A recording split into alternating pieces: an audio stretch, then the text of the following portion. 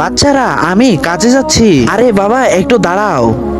কি হয়েছে বাচ্চা? বাবা প্রতিদিনই তো রুটি দিয়ে ইফতারি করতেছি, আজকে কিছু ফল তো কিনে নিয়ে এসো। আচ্ছা ঠিক আছে বাবারা, আমি কিনে আনবো। এই রমজান মাসে সবার দোকানে কাজ আছে, খালি আমার দোকানেই নেই। বাচ্চারা প্রতিদিন ইফতারির জন্য ভালো কিছু নিয়ে যেতে বলে, তাও নিয়ে যেতে পারি না। হে আল্লাহ, তোমার কাছে অনেক শুকরিয়া, তুমি যে আমাদের রুটি দিয়ে ইফতারি করার তৌফিক দিয়েছো। কিন্তু আল্লাহ, আমার বাচ্চারা যে জিদ করতেছে, ওদেরকে একটু ভালো ইফতারি করানোর জন্য একটু তৌফিক দিয়ে দেন। আজান হয়ে যাচ্ছে, গিয়ে আমি নামাজটা পড়ে আসি।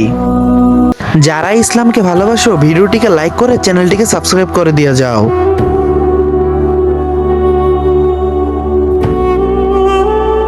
আরে বোন, আপনি কান্না করতেছেন কেন? কি আর বলবো ভাই, আমার স্বামী 2 দিন ধরে অসুস্থ, বাচ্চারা 2 দিন ধরে পানি দিয়ে রোজা রাখতেছে। আজকে ওরা বাইনা ধরছে কিছু খাবে, এই জন্য আমি ভিক্ষা করতে বের হলাম। আমার কাছে তো এই 100 টাকাই ছিল, ভাবছিলাম বাচ্চাদের জন্য কিছু নিয়ে যাব। থাক, আজকে ওরা রুটি দিয়ে রোজা রেখে নিবে।